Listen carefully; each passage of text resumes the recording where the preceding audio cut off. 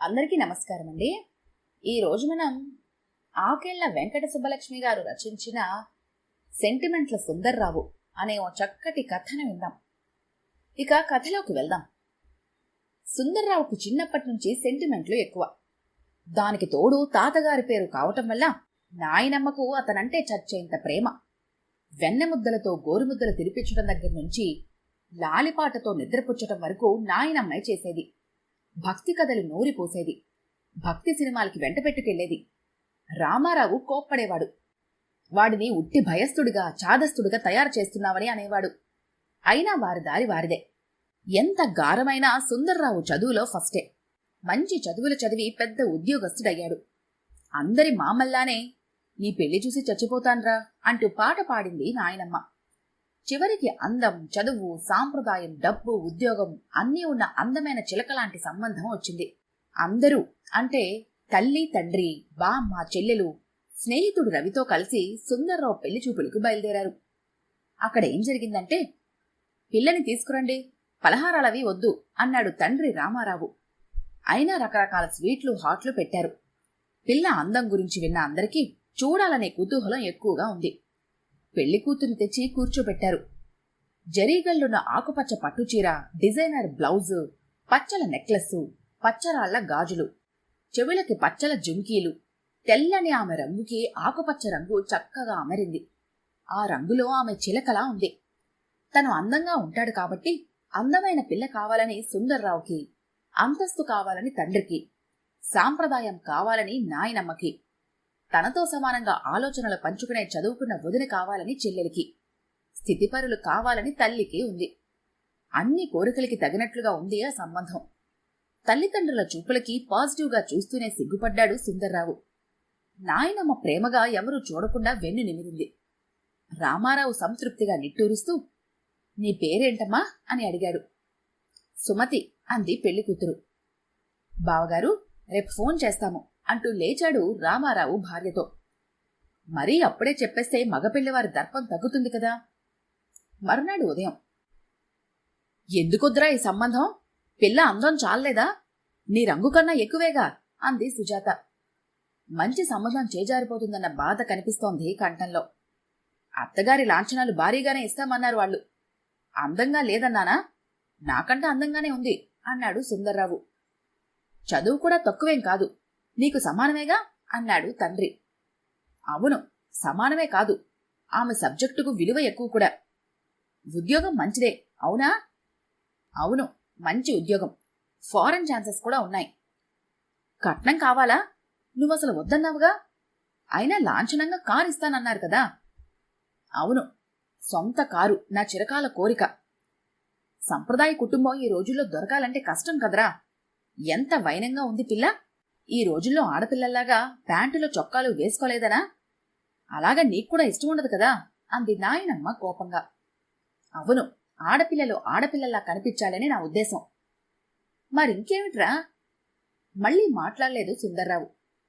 ఆ అమ్మాయి ఎంత బావుందిరా, కాజోల్లాగా.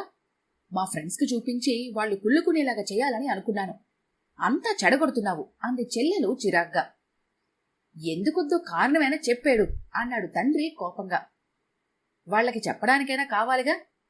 జాతకాలు వంక పెడదామంటే అవి వాళ్లే చేయించారు. ఇద్దరివి అమోఘంగా కలిశాయి అన్నాకే పెళ్లి చూపులు పెట్టుకున్నాము. ఇప్పుడు వాళ్ళకేం చెప్పాలి? ఏదో ఒకటి చెప్పుకోండి, నేను మాత్రం చేసుకోను అంటూ వెళ్లిపోయాడు సుందర్రావు. ఆ సాయంత్రం పార్కులో, ఇంతకీ విషయం ఏమిట్రా, నాకైనా చెప్పు.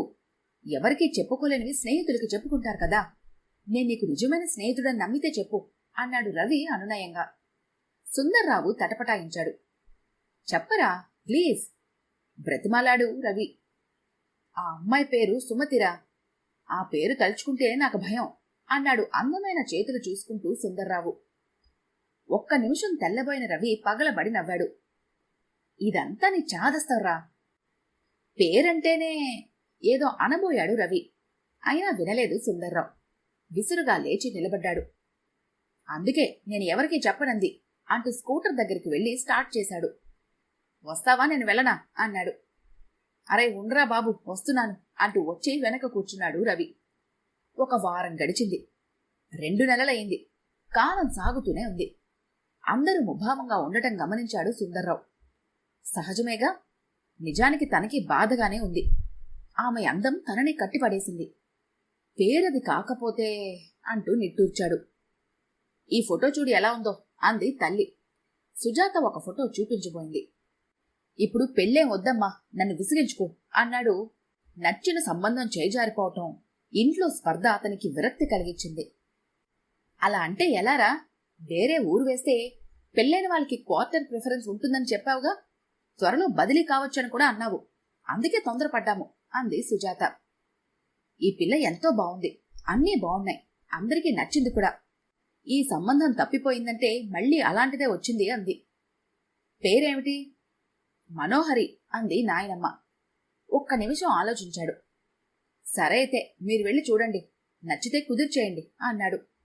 క్వార్టర్లు లేకపోతే బొంబాయిలో ఇల్లు దొరకటం చాలా కష్టం. మళ్ళీ కాదనవుగా అంది సందేహంగా సుజాత.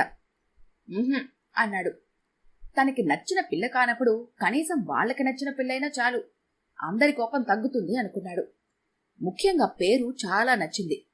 ఎంతో కొంత తన టేస్ట్ వాళ్ళకి తెలుసు. ఇదిగో కార్డు చూడు, మొదటి శుభలేఖ ఇచ్చి వెళ్ళాడు మీ మామగారు అంటూ ఇచ్చింది సుజాత. పెళ్లి ముహూర్తం 10 రోజుల్లోనే కుదరటంతో అన్ని పనులు గబగబా చేసేస్తున్నారు. శుభలేఖ తెరిచి చూశాడు సుందర్రావు. ఫలానా అమ్మాయి మనోహరినిచ్చి అంటూ చదువుతూ ఫోటో చూసి ఆగిపోయాడు. ఇదేమిటి, ఈ అమ్మాయి సుమతి కదా అన్నాడు ఆశ్చర్యంగా, కోపంగా. పేరేమిటి మనోహరి అని ఉంది? అవునరా పిచ్చి నాగన్న, నిన్ను చూడగానే ఆ అమ్మాయి మనసు పారేసుకుందిట. నిన్ను తప్పితే పెళ్లి చేసుకోనంటుంది. అందుకే వాళ్ళ అమ్మమ్మ ముచ్చటపడి పెట్టిన పేరు కూడా అదేదో గెజిట్ అట, అందులో మార్చేసుకుంది. అయినా పేర్లను బట్టి రాతలుంటాయిరా. అలా అయితే దేవుడి పేర్లు, పతివ్రత పేర్లు, పురాణ పురుషుల పేర్లు పెట్టుకోవాలంటే అందరూ జంకుతారు. ఎందుకంటే ప్రతి దేవుడికి, పతివ్రతలకి, పురాణ పురుషులకి అందరికీ కష్టాలే ఉంటాయి. అవి వచ్చినప్పుడు మనిషి ఏం చేయాలి, ఎలా ఎదుర్కోవాలి, ఎలా ధైర్యంగా ఉండి విజయం సాధించాలని చెప్పేవే పురాణాలు. అవి కూడా కొన్ని అప్పటి కాలమాన పరిస్థితులను బట్టి కూడా ఉండేవి. అందువల్ల వాటిలో నీతిని, ధర్మాన్ని, మంచిని మాత్రమే గ్రహించాలి. అర్థమైందా అంది నాయనమ్మ తను నమ్మిన పురాణాల సారాంశం చెబుతూ.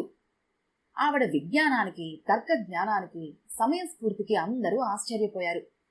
సుందర్రావు సిగ్గుపడుతూ మనోహరి ఫోటో వంక ఓరగా, ప్రేమగా చూశాడు. ఈ కథ కనుక మీకు నచ్చినట్లయితే లైక్ చేయండి, షేర్ చేయండి. మరిన్ని ఇంట్రెస్టింగ్ కథల కోసం మా ఛానల్ని తప్పకుండా సబ్స్క్రైబ్ చేసుకోండి.